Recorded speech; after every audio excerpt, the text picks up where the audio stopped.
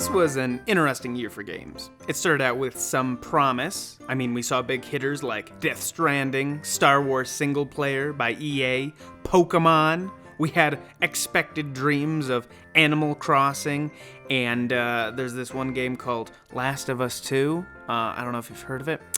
Apparently that was supposed to come out. Nope, didn't happen.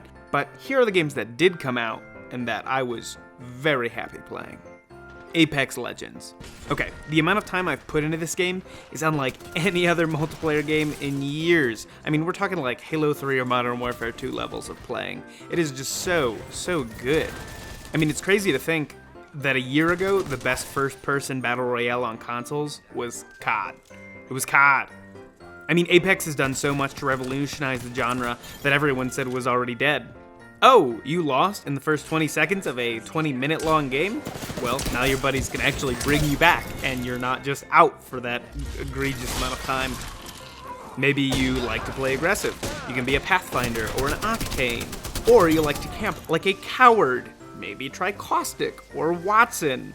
Then instead of marginal updates to a singular map, we get a whole new map.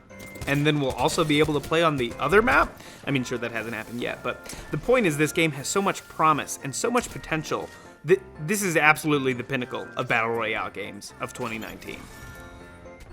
Wait a second. Dallas, don't you mean Halo Reach? No. MCC came out 5 years ago, and listen. Earlier this year, the developers pulled any custom games and maps from people's file shares for the original Halo 3 and Reach.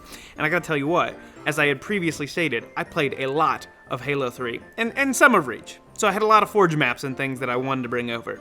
And wow, when they did that this past week, it's just amazing. I mean, this should have been done day one. And I've heard the MCC's had a few issues since launch, but I digress. I have not laughed more in a single game session than I did going through good old Halo 3 customs again. If 343 can recapture what made these games great for Halo Infinite, I mean, the Scarlet could explode. It could be amazing. That's kind of what I hope for. We'll see what happens. Slay the Spire. So this is probably one of the least interesting games visually. Like, watching it does not look fun. But it is, in fact, perhaps the greatest roguelike I have ever played, and I think I have more hours in this game than I have in any other game this year, yikes. So a friend of mine asked, what's the story?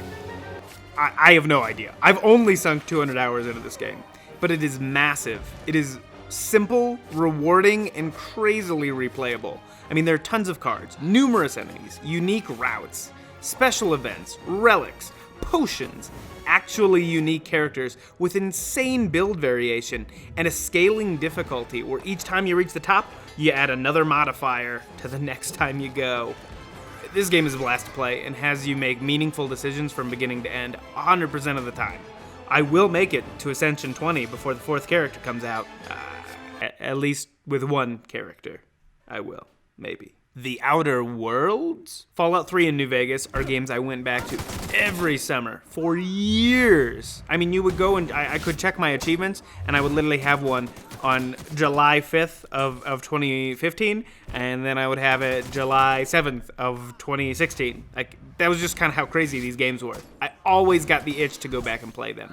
And while The Outer Wilds doesn't reach the heights or depth of those open world games, the characters in this blow its predecessors away. I want to come back with an idiot character. I want to do the super hard difficulty. I want to bring other companions besides Parvati, but she's kind of the best, so we'll see if that happens.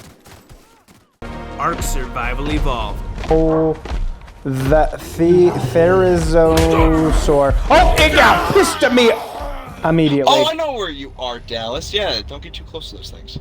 Yeah, don't get too close. I had it. You have you have a grenade? I have one single grenade. Okay. Now the question is, when and what will be worthy of a grenade throw? Hold on, I still gotta kill Kyle. Let's see, what is Kyle got in here? Okay, I'm gonna take those. Don't want him having those anymore. I don't need this arrow. I think I need this. And I'm definitely taking this bolo. Yeah, that was pretty much it. You weirdos get out of my room.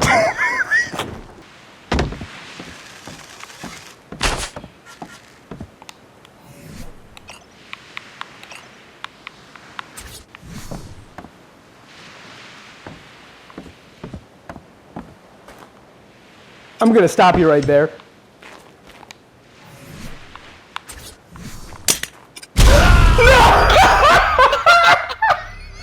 Was that a grenade? I hated this game. Remnant, From the Ashes. This was a surprise. It is a game that should have been great as a co-op shooter, but I think I've had more fun running through it solo. Obviously, the comparisons made are that it looks like Dark Souls with guns, and co-op is basically Dark Souls with guns and friends. My point is the game is easier and less strategic with friends. The randomness of worlds leaves something to be desired, as I'm still partial to the custom-built levels of a Soulsborne game, but I have been excited to go through with friends and discover new bosses and loot that didn't show up on my initial playthrough. Plus, the leveling system is generous, the gunplay is phenomenal, and I think I like it better than Gears. Sorry, Gears. Dark Souls 3. Yep. The only reason this is on here is because me and two friends have been going through this co-op, and it is very, very funny. Shield power! Oh gosh. You just have three guys smacking bosses with some random fourth invading your world, so now you gotta smack him around. It's just chaotic. It's fun. Whereas original base Dark Souls, I just can never get behind. I think it's a little bit too slow for me.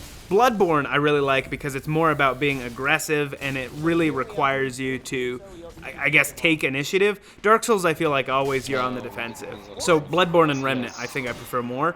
But when you have three people going through, it's just hilarious. You know what's right here? Oh, Open it. No! You deceived me! Fire Emblem 3 Houses. Finally, I can look That at looks my delicious. tea party guests really closely without being shamed. I don't like being stared at. Gosh darn. Okay, so I know you guys are probably expecting this. The game that I'm sure many of you knew would be here at the top. Super Smash Bros. Ultimate. I mean, it's Smash in its ultimate form. From the crazy fun story mode that has actually really good moments in it, to the insane variety of maps and the characters and the custom levels, I mean, this is just the best game. The DLC has been unbelievable, and Papa Sakurai has now blessed us with more DLC fighters incoming. At this point, the level of what I want is so fringed it's crazy. I mean, we're talking like Shell from Portal, or Kratos from God of War. Like characters that should never even be possible actually seem possible. There's no greater game that has come out in the past 12 months. And while Outer Wilds, which you probably expected to be up here, is an amazing experience, Super Smash Bros. Ultimate is simply the greatest game.